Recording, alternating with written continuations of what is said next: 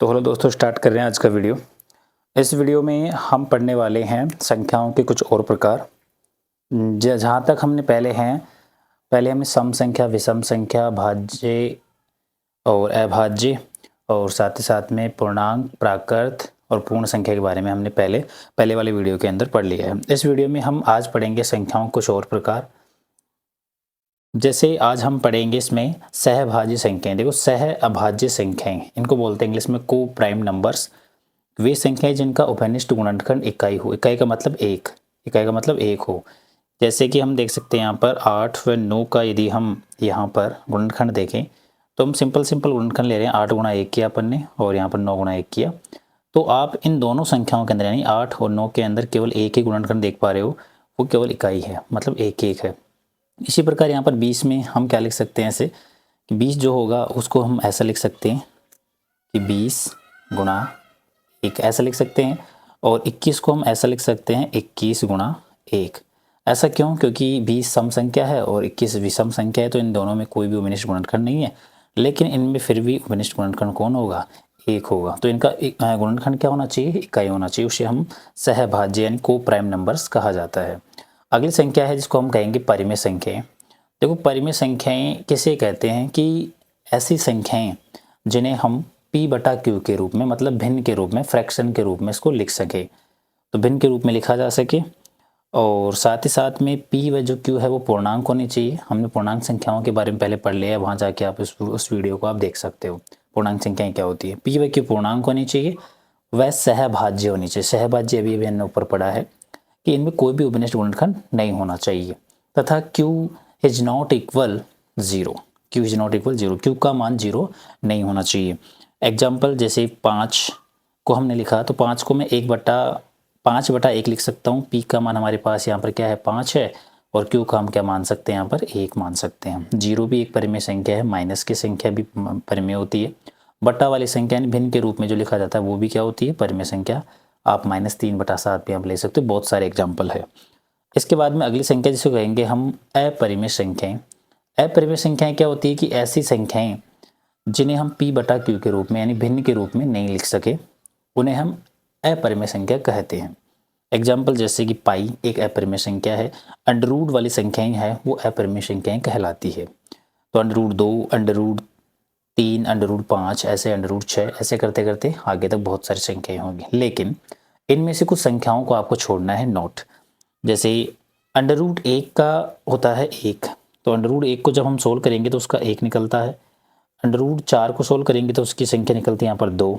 √9 को करेंगे तो यहाँ पर आएगा 3। √16 को यहाँ पर आ जाएगा कितना? 4।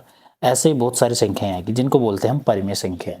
यानी अंडर के अंदर कौन सी संख्याएं जिन्हें हम कहेंगे, इनको वर्ग संख्याएं कहते हैं।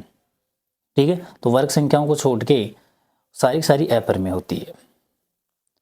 इसके बाद में हम यदि परिमेय संख्याओं का यदि एक थैला बनाए अपन, तो उसमें आपको सारी संख्याएं नजर आएगी कौन कौन सी। परिमेय संख्याओं के अंतर्गत कौन कौन संख्याएं शामिल होती है? पूर्णांक भी होती है, सम भी है, प्राकृत संख्या, सह अभाज्य, भाज्य, अभाज्य, पूर्ण संख्या और विषम संख्या। ये सारी संख्याएं परिमेय संख्याओं के अंतर्गत आती है। तो आई होप यहाँ तक आपको समझ में आया होगा। इसके बाद में है वास्तविक संख्याएं। अब देखो, वास्तविक संख्याएं किसे कहते हैं? इनको रियल नंबर्स बोलते हैं इंग्लिश में हम।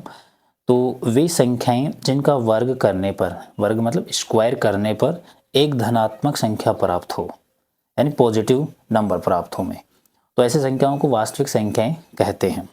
एग्जाम्पल जैसे कि -2, -10, 2/3 10, और यहाँ पर √3 है, ये √3 है प्लस का।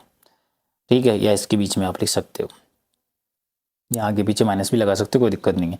तो यदि हम इन संख्याओं का वर्ग करें, जैसे कि -2 है, इसका स्क्वायर करें तो -2 × -2, माइनस गुणा माइनस प्लस हो जाएगा। 2 × 2 कितना हो जाएगा? यहाँ पर 4 हो जाएगा। इसी प्रकार -10 है, इसका स्क्वायर करेंगे तो -10 × -10, तो आपको क्या पर देखो माइनस गुणा माइनस प्लस हो जाएगा। 10 × 10 कितना हो जाएगा? 100। ऐसे ही 2/3 है, स्क्वायर करेंगे तो 2 × 2 ऊपर और बटा 3 × 3, तो 2 दूनी 4 और 3 × 3 कितना हो गया? 9। इसके बाद में अंडर रूट वाली संख्या ले ली अपन ने, तो अंडर रूट वाली संख्या जो होती है उसका स्क्वायर किया तो √3 × √3 गुणा होकर 3 निकलता है। तो ये सारी संख्याएं कैसी है? धनात्मक संख्याएं, यहाँ पर आपको प्राप्त हो रही है। तो ऐसी संख्याओं को हम क्या कहते हैं, वास्तविक संख्याएं। कि ऐसी संख्याएं जिनका वर्ग करने पर यानी स्क्वायर करने पर हमें संख्या कौन सी प्राप्त हो, धनात्मक संख्या प्राप्त हो, उसे हम कहते हैं वास्तविक संख्याएं। क्लियर है यहाँ तक? आई होप यहाँ तक आपको समझ में आया होगा। इसके आगे हम पढ़ेंगे, और यदि हम इसका थैला देखें एक बार, हम वास्तविक संख्याओं के को कौन कौन सी संख्याएं इसके अंतर्गत रख सकते हैं, या वास्तविक संख्या किन किन संख्याओं से मिलकर बनी होती है। तो वास्तविक संख्याओं के अंतर्गत दो संख्याएं शामिल है, एक तो परिमेय और दूसरी है अपरिमेय। बीच में आप प्लस लगा सकते हो। तो परिमेय और अपरिमेय संख्याओं को यदि आप ऐड कर दोगे तो ऐसी संख्याओं का जो समूह बनेगा उसको वास्तविक संख्याएं हम कहेंगे। क्लियर है यहाँ तक? काल्पनिक संख्याएं क्या होती है कि वे संख्याएं जिनका वर्ग करने पर पहले हमें धनात्मक संख्या प्राप्त हो रही थी, अब की बार ऋणात्मक संख्या में प्राप्त होगी। तो ऋणात्मक संख्या प्राप्त हो ऐसे संख्या को हम बोलते हैं काल्पनिक संख्याएं कहा जाता है। अब अंडररूट के अंदर जो संख्याएं पहले हमने पॉजिटिव ली थी जिनको हम अपरिमेय संख्याएं कहते थे, अब यहाँ पर हम नेगेटिव संख्याएं लेंगे। तो माइनस का √2, माइनस का 3 अंडररूट, इसके बाद में माइनस का 3/5 इसका अंडररूट, इस प्रकार से माइनस के अंतर्गत ये अंडर संख्याएं हम लेंगे। इनको हम बोलेंगे काल्पनिक संख्या।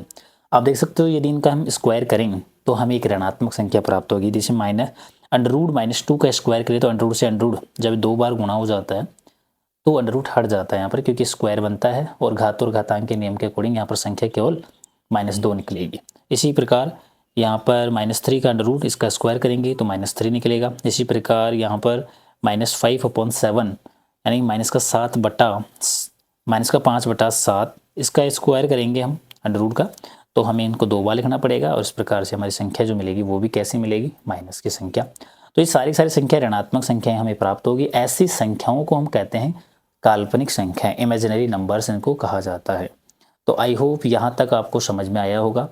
पिछले वीडियो के अंदर हमने सारी संख्याओं के बारे में अध्ययन कर लिया है, आप उस वीडियो को जाके देख सकते हो, देन आप इस वीडियो को वापस देख सकते हो। क्लियर है? तो आई होप ये सारी चीज़ें आपको क्लियर हुई होगी। ठीक है, टेक केयर, फिर मिलते हैं ऐसे ही नए वीडियोज़ के साथ।